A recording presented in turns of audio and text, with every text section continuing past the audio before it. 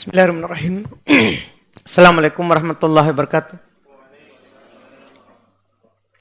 Innal hamdalillah nahmaduhu wa nasta'inuhu wa nastaghfiruh wa na'udzu billahi min shururi anfusina wa min sayyiati a'malina.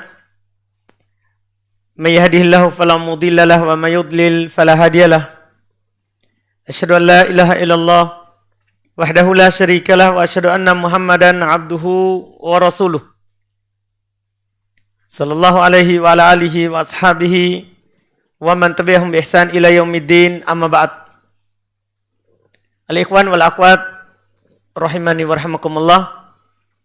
Alhamdulillah, kita di malam hari ini kembali melanjutkan kajian fikih dengan membaca kitab Umdatul Ahkam min kalami khairil anam, karya al-imam Abdul Ghani Al-Maqdisi rahimahullahu ta'ala. Di pertemuan ini kita akan membaca hadits terakhir dalam bab tayammum, yaitu di hadits nomor 40. Kemudian setelah itu insyaallah kita akan masuk di bab haid dan akan membaca satu hadis saja, karena di hari-hari ini alhamdulillah kita ada pembatasan waktu kegiatan untuk di luar. Kita harus bubar jam 8, artinya kita sholat isya seperti biasa dan kita bubar. Tidak ada lagi tanya jawab setelah adzan. Jadi sebelumnya semuanya. Jadi kita hanya baca 1-2 hadis insyaallah, baru kita tanya jawab. Kemudian kalau masuk waktu isya, kita adzan dan sholat isya. Setelah itu kita bubar. Kita lihat hadits yang ke-40. Kata beliau rahimahullah, an Jabir bin Abdullah radhiyallahu ta'ala anhuma, anan Nabiy sallallahu alaihi wasallam qala, anan Nabiy sallallahu alaihi wasallam qala, u'titu khamsan lam yu'tahunna ahadun minal anbiya qabli, nusirtu birru'bi masirata syahrin waju'ilat liyal ardu masjida wa tahura. Potongan ini saja sebenarnya yang diinginkan, tapi sebagaimana kebiasaan dari penulis rahimahullah, beliau sampaikan hadis secara utuh, walaupun bukan semuanya yang beliau inginkan, tapi kadang hanya sepotong saja. Seperti di hadis ini panjang, tapi yang beliau inginkan hanya yang ini saja. Poinnya, waju'ilat liyal ardu masjida wa tahura. Ini dalam bab tayamum. Fa ayyuma rajulun min ummati adrakathu sholatu falyusalli wa uhillat liyal al-maghanim walam tahilla li ahadin qabli wa u'titu syafa'ah wa kana an-nabiyyu yub'atsu ila qaumihi khassah wa bu'ittu ilan nasi amah. Kata beliau rahimahullah, dan ini hadis terakhir yang beliau inginkan kembali menegaskan bahwa kalau tidak ada air, maka bumi ini boleh kita pakai untuk bertoharoh sebagai pengganti dari air. Kata beliau rahimahullah dari Jabir bin Abdullah radhiyallahu ta'ala anhuma, karena Jabir dan bapaknya beliau sahabat. Kita katakan radhiyallahu ta'ala anhuma. Bahwasannya beliau berkata, anan Nabiy sallallahu alaihi wasallam qol, Nabi sallallahu alaihi wasallam bersabda, u'titu khamsan, saya diberikan kekhususan dengan 5 perkara. Lam yu'tahunna ahadun minal anbiya qabli, yang tidak diberikan kepada seorang pun dari para nabi sebelumku. Jadi ini 5 ini khusus ada pada Nabi kita Muhammad SAW. Kata beliau yang pertama, nusirtu birru'bi masirata syahrin. Saya diberikan pertolongan oleh Allah Subhanahu wa taala dalam peperangan itu birru'bi, dengan rasa takut kepada musuh, masirata syahrin, sejauh 1 bulan perjalanan. Jadi sebelum menuju medan perang, itu musuh sudah takut duluan. Ini keunggulan Nabi kita Muhammad SAW. Makanya pasukan Nabi SAW itu tidak pernah kalah kecuali dengan sebab kesalahan yang dilakukan oleh para sahabat waktu zaman beliau di perang Uhud misalnya. Di perang Uhud kan Nabi SAW awalnya menang. Demikian pula di perang Hunain. Di perang Hunain itu kalau di perang Uhud beliau kalah karena ada pasukan yang beliau tempatkan di atas gunung. Setelah melihat Nabi menang di bawah, dia turun. Tidak melaksanakan apa yang Nabi suruh. Padahal Nabi katakan, jangan kalian turun. Kami menang ataupun kami kalah. Ketika mereka melihat Nabi menang, mereka turun. Sehingga terjadilah apa yang terjadi. Banyak dari sahabat, 70-an orang lebih terbunuh di perang Uhud. Demikian pula di perang Hunain. Jadi perang Hunain ini ceritanya adalah perang setelah Fatu Makkah. Bahkan Nabi tidak sempat pulang ke Madinah. Setelah Nabi menguasai Makkah, maka orang-orang Hawazin ingin juga mempertahankan kabilahnya. Maka mereka keluar dengan banyak. Semuanya mereka bawa. Anak, istri, semuanya. Bahkan hewan ternaknya. Keluar untuk perang. Nabi SAW mendengarnya dan Nabi keluar bersama sahabat dalam keadaan waktu itu pasukan berlipat ganda. Karena ketika Fatu Makkah, itu kabilah-kabilah di sekitar, itu memang menanti. Kalau ini Muhammad menang di Makkah, oh dia yang benar. Karena tidak ada yang pernah menaklukkan Makkah, kecuali orang yang benar. Maka itu yang mereka tunggu. Saat Nabi SAW berhasil menguasai Makkah, banyak kabilah di sekitar suku masuk Islam. Jadi pasukan kaum muslimin sangat banyak. Waktu itulah sebagian dari para sahabat yang baru masuk Islam merasa bangga dengan banyaknya mereka. Maka Allah memperlihatkan banyak mereka tapi berhasil dipukul mundur oleh pasukan kaum musyrikin waktu itu. Tatkala mereka merasa takjub dengan banyaknya mereka. Sampai ada yang mengatakan, Nabi Allah, maksudnya jaga. Hampir kalah. Tapi Allah kokohkan orang-orang yang kokoh dan mereka berhasil menang. Nabi SAW sebelum pergi ke medan perang, itu musuh sudah takut duluan. Ini diberikan kekhususan untuk Nabi kita Muhammad SAW. Ini yang pertama. Yang kedua, waju'ilat liyal ardu masjidan wa tahura. Dijadikan untuk bumi ini sebagai masjid, tempat solat, wa tahura, dan tempat untuk bersuci. Tempat untuk bersuci. Ini yang inti pendalilan kita. Dimanapun kita dapat waktu solat, kita tidak punya air, maka bumi ini adalah alat yang bisa kita pakai untuk bersuci. Alat yang bisa kita pakai untuk bersuci sebagai pengganti air. Sebagai pengganti air. Demikian pula bisa dipakai untuk sholat. Makanya kata Nabi, fa ayyuma rajulun min ummati adrakatuhu shalah falyusalli. Maka siapapun dari umatku yang didapati oleh waktu sholat, maka hendaklah dia langsung sholat. Tidak perlu dia tunggu masjid. Beda kalau umat sebelum kita, mereka harus ada tempat khusus untuk beribadah kepada Allah. Tidak bisa sembarang. Kalau kita umat Islam, dimanapun kita didapati oleh waktu sholat, langsung. Kita lagi di gunung, tidak ada masjid, maka di situ boleh kita adzan, sholat. Kita lagi di laut, tidak ada daratan, boleh langsung kita sholat di situ. Dimanapun seorang itu dapat waktu sholat, langsung dia sholat. Ini kekhususan dari umat Islam. Wa uhillat liyal maghanim. Ini kekhususan yang ketiga. Dihalalkan kepadaku ghanimah, harta rampasan perang. Kalau umat sebelum kita, kalau ada harta rampasan perang, itu dibakar.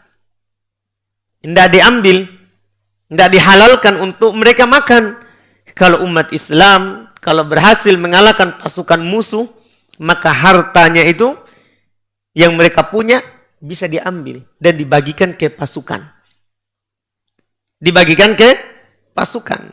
Bahkan ada kekhususan bagi yang membunuh orang kafir di dalam medan perang ya, bukan di sembarang tempat. Boleh dia mengambil baju besinya yang ada di orang itu. Itu halal di dalam syariat Islam. Yang mana ini kata Nabi, walam tahilla li ahadin qabli. Tidak halal untuk seorang pun sebelumku. Ini kekhususan umat Islam. Wa utitu syafa'ah. Ini yang keempat. Saya diberikan hak untuk memberi syafaat. Di hari kiamat ada namanya syafaat al-udmah. Syafaat besar untuk seluruh umat. Manusia di padang mahsyar dalam keadaan mereka tidak berpakaian, bertelanjang bulat, matahari didekatkan, setiap orang akan berkeringat sesuai dengan amalannya. Iya, sesuai dengan amalannya. Orang-orang di sana menanti kapan ini dilakukan hisab. Karena keadaannya yang seperti itu, maka mereka mendatangi para nabi Allah. Ada dari umat manusia mendatangi Nabi Adam. Mengatakan engkau adalah nabi pertama. Allah langsung menciptakanmu dengan tangannya. Mintalah kepada Allah syafaat supaya disegerakan hisab. Tapi Nabi Adam alaihissalatu wassalam berudzur. Mengatakan saya pernah melakukan kesalahan. Diriku. Mereka juga ada yang mendatangi Nabi Ibrahim, bapak para nabi. Juga sama berudzur dan mengatakan diriku. Mereka mendatangi Rasul yang pertama, Nabi Nuh, sama juga berudzur. Dia pernah meminta kepada Allah apa yang tidak dibolehkan oleh Allah, yaitu dia meminta kepada Allah untuk menyelamatkan anaknya. Padahal anaknya ini dia tenggelam karena tidak ikut agama Nabi Nuh. Maka ditegur oleh Allah. Dia minta berudzur dengan hal tersebut. Demikian pula mereka datang kepada Nabi Musa yang langsung berbicara kepada Allah dan Allah berbicara langsung kepadanya. Tapi juga Nabi Musa berudzur dengan hal tersebut karena beliau katanya pernah melakukan kesalahan, yaitu membunuh jiwa yang pernah berkelahi seorang dari kaumnya Bani Israel sama kelompoknya anggotanya Firaun. Maka Bani Israel meminta tolong kepada Nabi Musa. Nabi Musa meninjuknya, memukulnya satu kali langsung mati. Karena Nabi Musa kuat, Nabi yang paling kuat. Ya, sehingga beliau lari keluar dari Mesir ke Madian. Nanti diangkat menjadi Nabi dan Rasul, tapi itu sebelum jadi Nabi dan Rasul. Nabi Musa diangkat menjadi Nabi dan Rasul setelah di Madian. Ya, dan kembali dari sana menjadi Nabi dan Rasul. Di padang mahsyar orang mendatanginya. Engkau adalah Allah berbicara langsung padamu. Sama beliau berudzur juga. Mereka mendatangi Nabi Isa. Sama juga. Sampai terakhir mereka mendatangi Nabi kita Muhammad SAW. Dan Nabi kita mengatakan, Analaha. Saya yang memiliki hak untuk meminta syafaat kepada Allah. Iya. Ini yang diberikan khusus untuk Nabi kita. Tidak dimiliki oleh Nabi yang lain. Dari sini kita bisa tahu kenapa tadi para Nabi meminta udzur. Bahwa saya tidak punya hak. Karena ini. Di sini kita pahami ilmunya. Karena ini hanya diberikan untuk Nabi kita. Kata beliau, wa'utitu syafa'ah. Saya diberikan syafaat. Hak untuk memberikan apa? Syafaat. Ini yang keempat. Yang kelima, wa kana an-nabiyyu yub'atsu ila qaumi khassah wa bu'ittu ila an-nasi ammah. Adalah nabi sebelumku itu diutus kepada manusia khusus, kepada kaumnya secara khusus. Nabi sebelum kita. Misalnya Rasul pertama Nabi Nuh diutus kepada kaumnya Nabi Nuh. Nabi Musa Nabi Isa, ya Nabi Ibrahim sebelumnya lagi. Itu diutus kepada apa? Kaumnya khusus. Tapi Nabi kita Muhammad SAW diberikan kekhususan. Kata beliau, wa bu'ittu ilan nasi ammah. Saya diutus kepada seluruh manusia. Ketika Nabi kita Muhammad SAW diutus, maka mau Yahudi, Nasoro, siapapun, Majusi, kaum musyrikin seluruhnya, maka harus mengikuti Nabi Muhammad SAW. Kalau tidak, maka dia tidak dikatakan beriman kepada Allah Subhanahu wa Ta'ala. Karena ini kekhususan Nabi kita Muhammad SAW. Sampai kata Nabi SAW di dalam sebuah hadits, "Lau kana Musa hayyan ma wasi'ahu illa iyattabi'ani." Kalau seandainya Nabi Musa masih hidup saat saya diutus, maka tidak ada kelapangan baginya kecuali mengikutiku. Ini seandainya Nabi Musa hidup. Karena memang Nabi Muhammad SAW, beliau diutus oleh Allah untuk seluruh manusia yang hidup saat beliau diutus. Ini kekhususan. Yang menjadi poin kita hanya satu saja tadi. Bahwa kita boleh bertoharoh dengan tanah. Walaupun itu tidak ada air. Itu poin kita. Dan ini alhamdulillah fikih yang mudah saja. Karena kita sudah ambil di hadis sebelumnya bahwa Nabi SAW mencontohkan cara bertayamum. Di hadis Ammar ibnu Yasir. Bahwa ketika beliau bertayamum, beliau pukulkan tangannya ke tanah. Ini sudah menunjukkan bahwa tanah ini boleh dipakai untuk apa? Bertayamum. Sebagai pengganti dari air. Boleh. Baik. Setelah itu kita masuk di bab berikutnya. Baru kita langsung baca satu hadis. Kata beliau rahimahullah, babul haid. Bab tentang darah haid. Ini bab penutup dalam kitab Thaharah. Kalau sudah selesai bab ini, maka kita akan berpindah kitab dari kitab Thaharah ke kitab Shalah. Ini penutupnya. Bab tentang darah haid.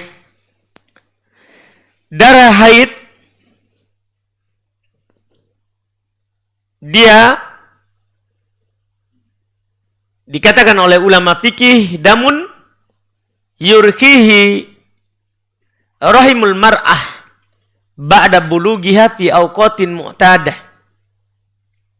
Darah haid adalah darah yang mengalir dari rahim seorang perempuan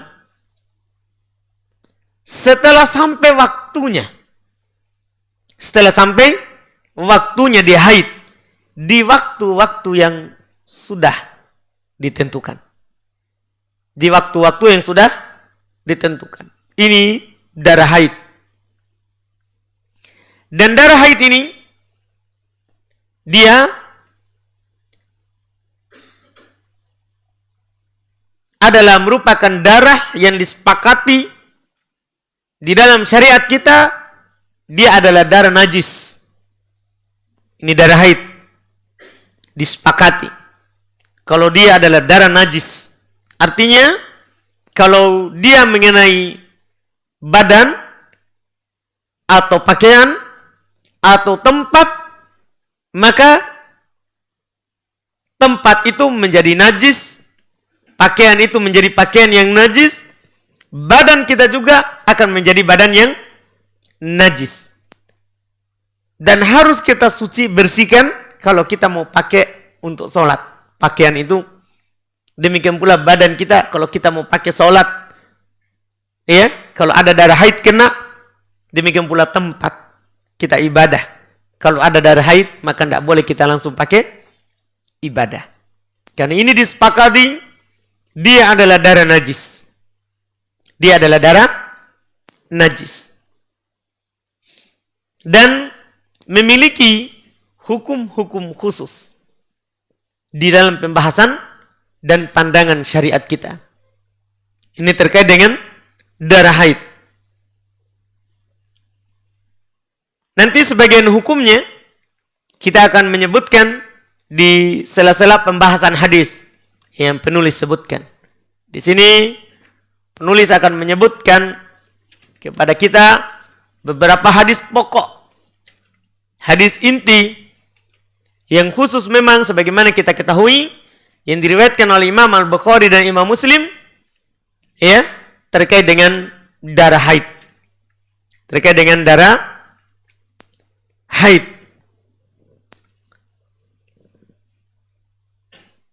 Beliau sebutkan sekitar 7 hadis. Itu mulai dengan hadis nomor 41 sampai 47. Dan ini kita tentunya akan ambil di beberapa kali pertemuan di pembahasan darah haid ini. Dan darah haid ini bisa dikatakan pembahasan sulit di dalam pembahasan fikih. Ya, dengan banyaknya masalah yang terkait dengan darah haid. Yang terkait dengan darah haid. Tapi walaupun sulit, kita wajib mempelajarinya. Karena terikat dengan hukum sholat, hak kepada Allah, dan terikat terkait dengan pembahasan hak terhadap sesama manusia. Jadi dia dua sisi pembahasan. Darah haid ini kenapa menjadi penting dibahas? Karena dia terkait dengan hak Allah. Dia terikat dengan sholat, puasa, haji. Itu 3 rukun Islam. Yang tidak terikat dengan haid, itu zakat. Dan kalau sholat, itu terikat dengan haid. Puasa, juga terikat dengan haid. Haji, terikat juga dengan haid. Misalnya haid, sholat. Orang haid tidak boleh sholat. Puasa, orang haid tidak boleh puasa. Haji, orang haid tidak boleh tawaf di Ka'bah. Iya. Demikian pula terikat dengan hak manusia. Hak sesama. Seorang yang haid, iya, dia tidak boleh bagi suaminya untuk menggaulinya. Padahal dia ada hak dan kewajiban untuk melayani apa? Suami. Tapi darah haid ada hukum yang akan dibahas dan akan diketahui. Ini pentingnya. Walaupun ini pembahasan yang paling sulit kalau dalam fikih. Pembahasan yang sulit di dalam fikih. Kita coba baca hadis yang pertama yang beliau sebutkan. Kata beliau rahimahullah an Aisyah radhiyallahu taala anha, anna Fatimah bintu Abi Hubaish sa'alatin Nabiy sallallahu alaihi wasallam faqalat inni ustahab fala athhur afa ad'u as-salah qala la inna dhalika irqun walakin da'iya as-salata qadra al-ayyam allati kunti tahidina fiha thumma iktasili wa salli wa fi riwayatin wa laysa bil haidah fa idza aqbalatil haidatu fatruki as-salata fiha wa idza dhahaba qadruha faghsili ankid dama wa salli. Ini Masya Allah hadis pertama dari Aisyah radhiyallahu taala anha. Beliau berkata bahwasanya Fatimah binta Jahsh binta Abi Hubaish itu bertanya kepada Nabi SAW tentang masalah yang dihadapi terkait dengan darah yang keluar darinya. Dia bilang, ini ustahad fala athun. Saya selalu keluar darah istihadah, tidak pernah suci. Maksudnya tidak pernah berhenti darahnya. Ini masalah. Jadi ini seorang sahabiat dari sahabah perempuan. Jadi dia mengalami masalah terkait dengan darahnya. Dia katakan, saya selalu mengalir darah, tidak pernah suci. Jadi tidak pernah putus darahnya. Dia bertanya, apakah saya tinggalkan sholat? Ini kan masalah. Masalahnya kan memang kalau keluar darah berarti kita tidak boleh sholat. Tapi apakah semua darah yang keluar kita langsung tidak sholat? Ini masalah. Dia bertanya kepada Nabi SAW. Kata Nabi, tidak. Tidak. Inna dalika irkun. Itu hanya urat pecah. Ada urat putus. Walakin akan tetapi.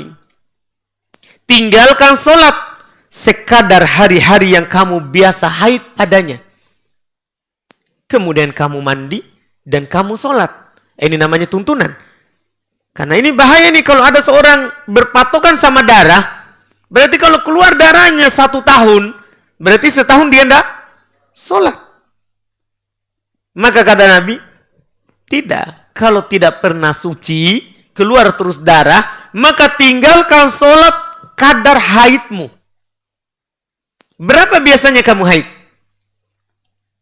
Kalau setelah itu sudah lewat kebiasaan kamu haid, maka kamu mandi, kamu sholat. Walaupun masih keluar darah. Ini Masya Allah. Tuntunannya. Dalam riwayat, Nabi langsung bilang, itu bukan haid.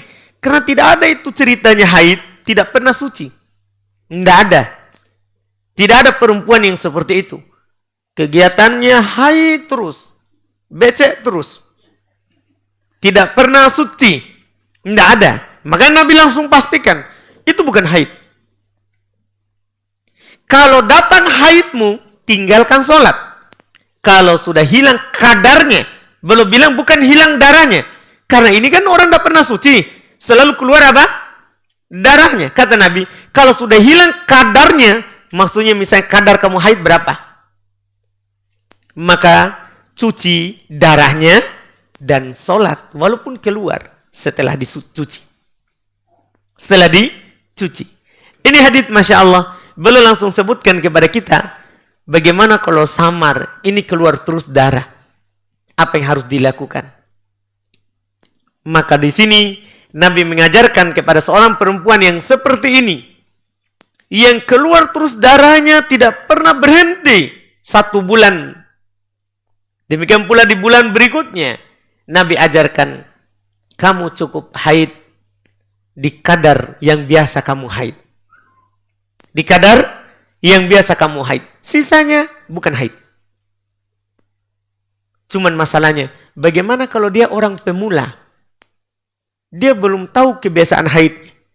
Ini masalah. Kan kalau perempuan yang punya kebiasaan, kemudian tiba-tiba haidnya bulan ini penuh dalam sebulan. Ini kita katakan, kembali ke kebiasaanmu sebelumnya. Misalnya sebelum seperti ini, biasanya, ya, anggaplah kita katakan, biasanya ini akan berubah kalau ada sesuatu perubahan. Misalnya kita dapat kasus biasanya, orang tadinya sebelum menikah, biasa 7 hari. Menikah tiba-tiba 1 bulan penuh, tidak pernah suci. Ini berarti ada masalah. Kalau sudah punya kebiasaan, selesai. Langsung kembali ke kebiasaan. Ini yang masalah berikutnya. Bagaimana kalau dia tidak punya kebiasaan? Apa yang harus dia lakukan? Apa yang harus dia lakukan? Maka dia di sini disebutkan oleh para ulama rahimahumullahu ta'ala, seorang yang tidak bisa, tidak punya kebiasaan, maka dia lihat jenis darah. Kalau dia juga tidak bisa lihat jenis darah, maka dia hitung kebiasaan dari keluarganya atau keumuman perempuan. Keumuman perempuan. Ini yang dia harus lakukan. Yang dia harus lakukan. Setelah itu, kalau kebiasaan keumuman perempuan atau kerabatnya 7 hari, lebihnya bukan darah haid. Lebihnya bukan darah haid. Setelah itu, tentunya dia karena tidak punya kebiasaan, maka para ulama menganjurkan untuk perempuan yang seperti itu, lihat pada ciri darah. Kan kita bilang tadi, kalau tidak punya kebiasaan, bedakan darahnya. Kalau tidak bisa bedakan darah, maka ke kerabat.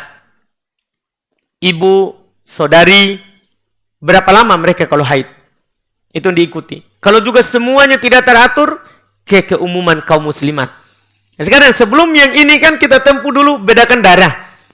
Berarti harus kita pelajari apa perbedaan antara darah haid dan darah istihadah. Apa bedanya?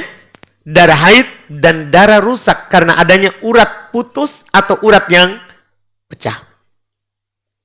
Para ulama seperti Asy-Syaikh Ibnu Utsaimin beliau sebutkan di kitab Syarhul Mumti ada 4 perbedaan pokok antara darah haid dan darah istihadah.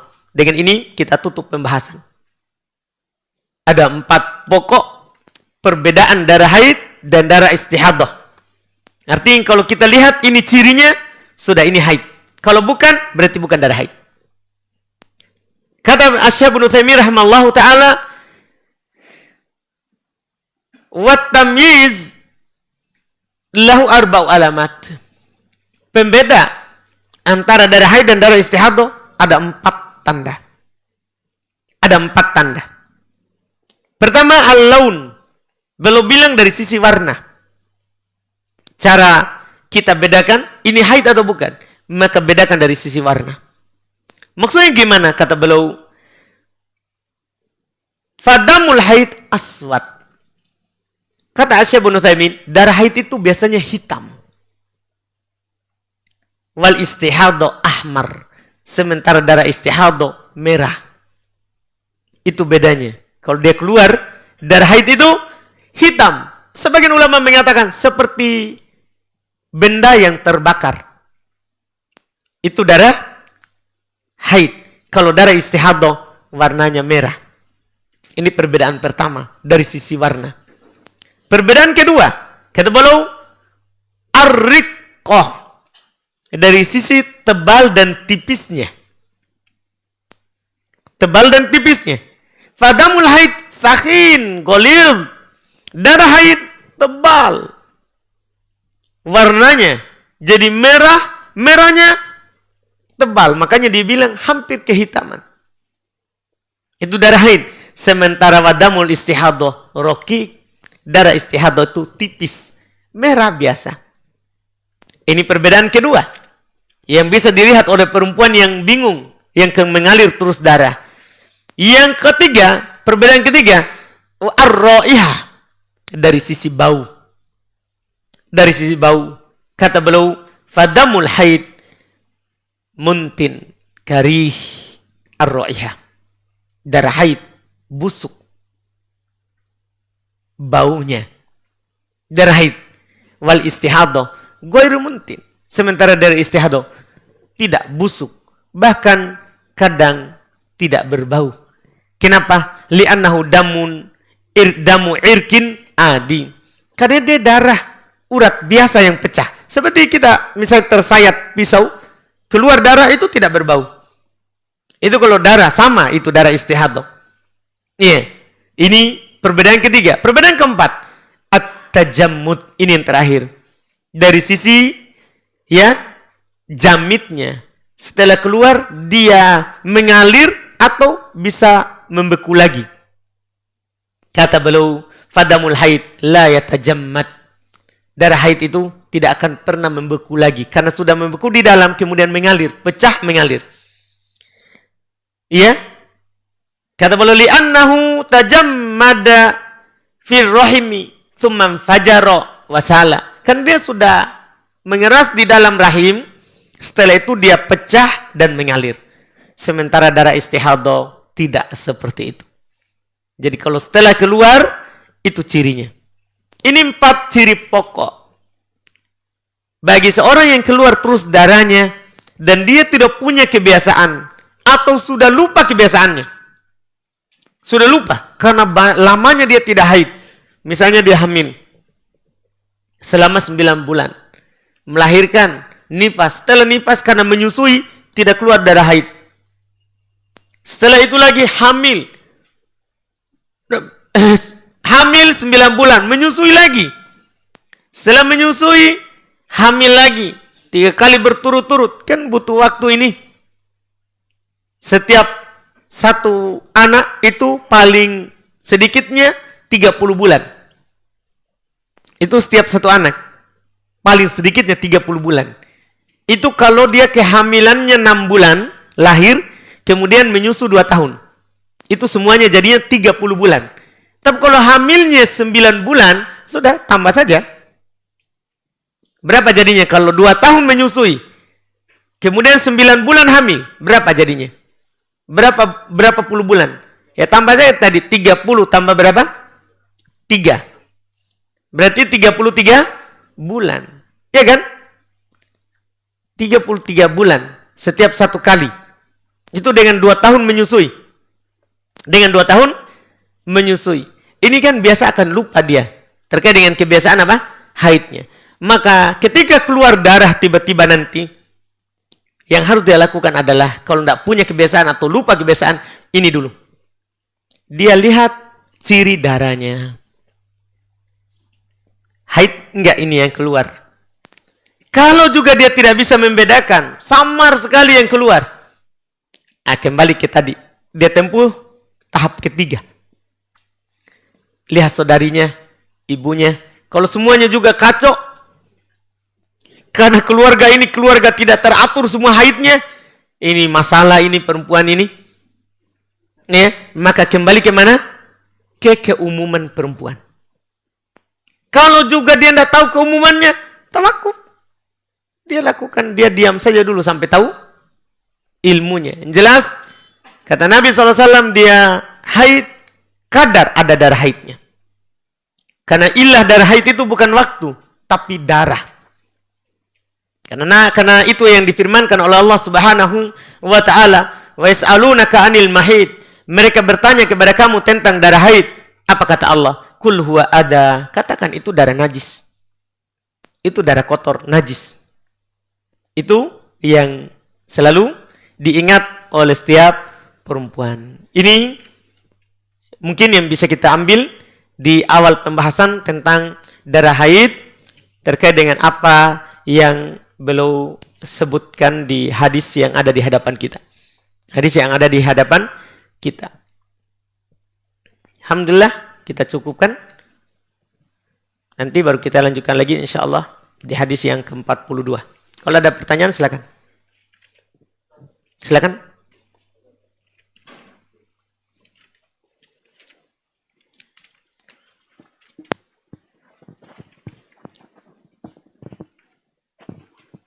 Bismillah. Ustadz, bagaimana jika ada wanita, kebiasaan haidnya itu kan biasanya 6 hari atau 7 hari. Kemudian di hari keempat, tiba-tiba darah sudah berhenti. Sudah tidak ada, tapi kan masih ragu. Akhirnya sampai ditunggu ke hari ke-6. Hari ke-6 mandi junub, kemudian sholat. Mandi suci dari haid. Ya, mandi suci. Pertanyaan Ustadz, bagaimana yang sholat yang 2 hari ini yang tertinggal, apa harus dikodok atau dapat bonus Ustadz? Iya, harus dikodok atau dapat bonus ya. Masya Allah. Iya. Masya Allah. Terkait dengan perempuan yang suci di tengah-tengah haid.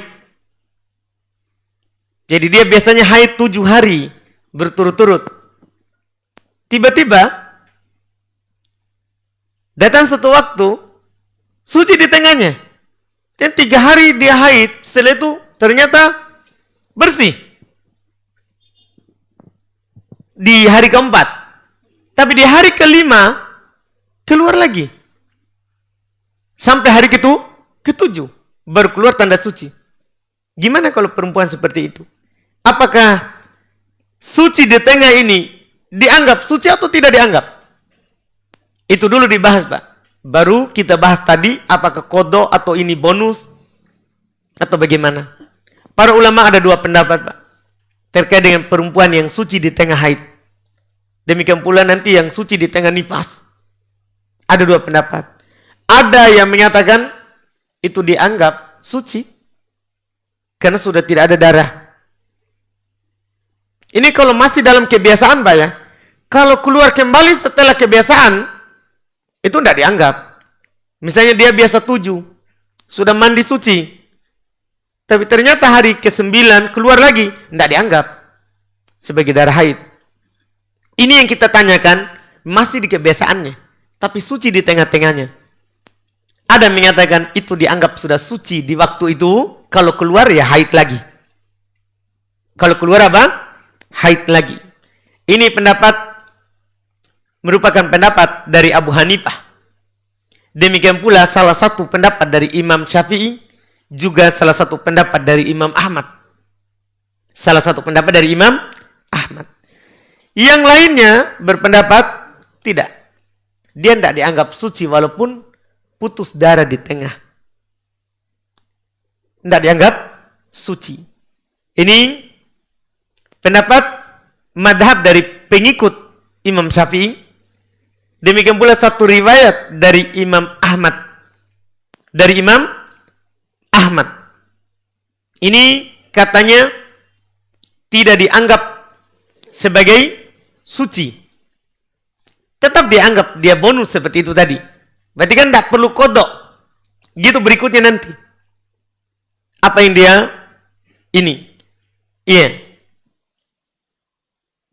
Sampai Syekh Ibnu Utsaimin, kalau Syekh Ibnu Utsaimin lebih condong ke sini. Cuman belum ikat dengan waktu. Kalau Syekh Ibnu Utsaimin belum condong ke pendapat yang kedua ini, yang tidak dianggap suci. Cuman belum kasih kadar waktunya. Kata beliau rahimahullah, fajafaful mar'atil muddati 20 sa'ah au 24 sa'ah au qariban min hadza la yu'addu tuhran. Keringnya tempat keluar darah haid dari seorang perempuan untuk waktu 20 jam atau 24 jam, satu kali 24 jam atau sekitar itu tidak dianggap suci. Tidak dianggap suci. Itu kalau Syekh Ibnu Utsaimin. Iya. Hanya saja sebagian ulama yang lain lebih memilih pendapat yang pertama. Karena diikat dengan 20 jam, 24 jam, itu tidak ada dalilnya.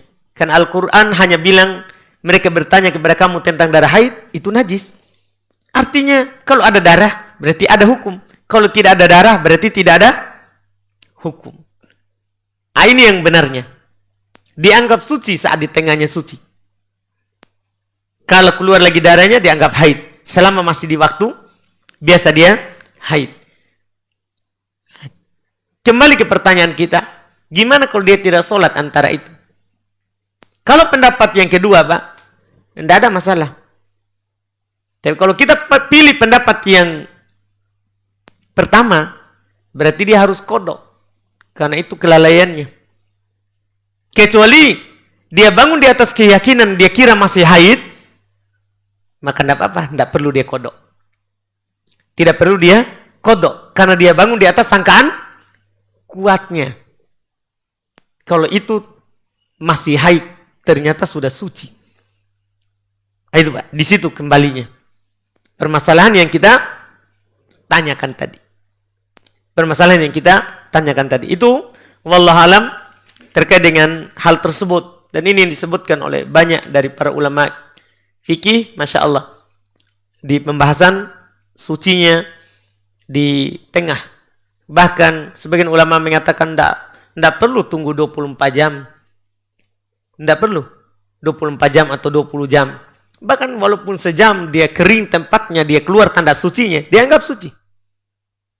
Setelah itu keluar lagi darahnya, dianggap haid. Selama masih di waktu haid. Selama masih di waktu kebiasaan haid. Dan ini yang lebih kuat insya Allah.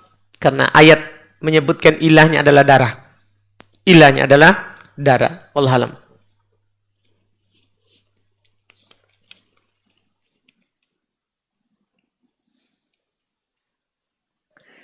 Ini ada pertanyaan, Ustadz, apa hukumnya memakai lipstick ketika mau dinador?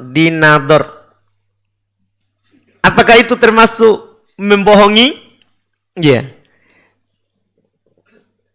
Tidak apa-apa hukumnya. Tidak ada masalah. Kalau yang melihat bilang, coba hapus lipstick dulu. Hapus. Iya, siapa tahu dia mau lihat bibirnya hitam atau merah. Tidak ada masalah. Boleh. Boleh. Iya. Tidak ada masalah hal tersebut.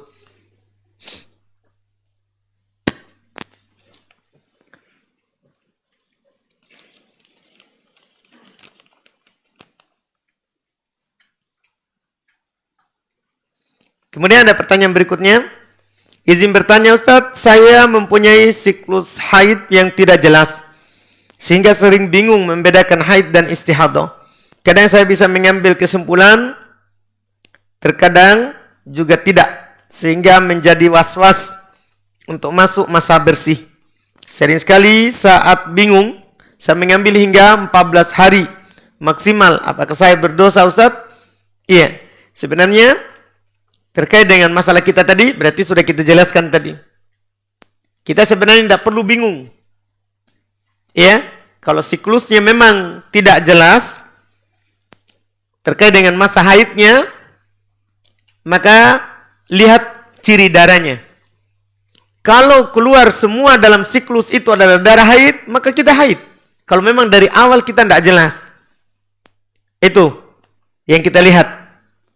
Karena tadi sudah ada cirinya. Tapi kalau kita tidak bisa membedakan cirinya, baru kita hukumi diri kita kepada keumuman perempuan. Itu langkah. Karena para ulama menyebutkan itu 4 langkah yang harus dilakukan oleh orang yang tidak jelas darah haidnya. Pertama, apakah dia punya kebiasaan atau tidak? Kalau punya, kembali ke kebiasaan. Yang kedua, kalau tidak punya kebiasaan, maka kembali kepada ciri darah. Kemudian yang ketiga, kalau tidak punya kebiasaan, tidak bisa juga membedakan darah, maka kembali kepada keumuman perempuan. Kembali kepada keumuman perempuan. Yang keempat, dia tawakuf. Dia bangun di atas sangkaan kuatnya saja. Sambil dia mencari ilmu. Apakah ini darah haid atau bukan? Ini yang selalu ditempuh oleh perempuan yang bingung terkait dengan darah haidnya. Itu wallahu a'lam.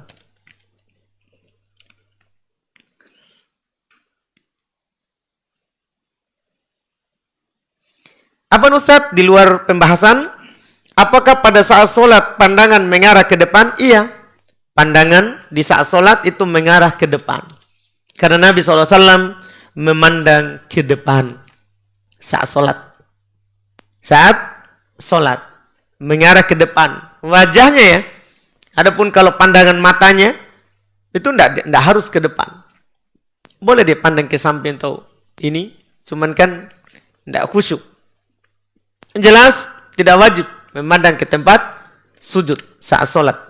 Walaupun sebagian ulama Syafi'iyah mengatakan sunnah pandang ke tempat sujud supaya lebih khusyuk. Secara hadis tidak ada dhaif hadisnya yang mengatakan pandang tempat sujud. Dhaif. Cuman orang Syafi'iyah mengatakan lebih khusyuk kalau ke tempat sujud. Lebih khusyuk. Kemudian ini pertanyaan berikutnya, insya Allah beberapa pekan lagi adik ana akan melangsungkan pernikahan. Masya Allah, jangan dulu doakan belum. Baru mau. Bagaimana hukum siraman, mapasili, dan malam paci? Karena keluarga akan tetap melakukan adat tersebut. Syukron, jazakumullah khair. Pertama kita nasihati keluarga bahwa di dalam Islam itu mudah untuk orang melakukan pernikahan. Nasihati, tidak direpotkan. Kata Nabi SAW, aulim walau bisyah, rayakan pernikahan walaupun dengan 1 kambing. Walaupun dengan 1 kambing. Iya, dipermudah dalam menikah. Kita nasihati seperti itu. Tidak ada semua itu tadi. Nabi SAW waktu menikah tidak ada belum mapaci, mapasili, tidak ada. Itu yang kita nasihatkan. Kalau diterima, alhamdulillah. Kalaupun tidak, mereka tetap melakukan, jalankan saja. Mereka yang berdosa. Sambil doakan hidayah. Ketika kita melakukannya, ya kita ingkari di dalam hati. Kita ingkari dalam hati bahwa semua ini tidak ada syariatnya. Tapi karena keluarga memaksa daripada tidak menikah. Iya kan? Karena ada sebagian orang begitu. Karena ada keluarganya akan begitu. Dia tidak menikah. Iya. Iya kan? Lakukan saja dengan hati yang mengingkari. Tidak perlu kita pikirkan itu. Karena inti dari pernikahan kita adalah akadnya. Adapun selain itu mereka lakukan, maka kalau kita sudah menasehati, itu sudah selesai. Ya, mereka akan menanggung apa yang mereka lakukan. Ini alhamdulillah karena sudah ada kode adzan tadi. Ya, kita cukupkan. Mudah-mudahan apa yang kita ambil di malam hari ini ada manfaatnya. Insya Allah terkait dengan darah haid ini masih panjang ya. Perjalanan kita insya Allah akan datang nanti masalah kadang yang ingin kita tanyakan akan datang. Subhanakallahumma hamdik. Asyhadu an la ilaha illa anta astaghfiruka wa atubu ilaik. Assalamualaikum warahmatullahi wabarakatuh.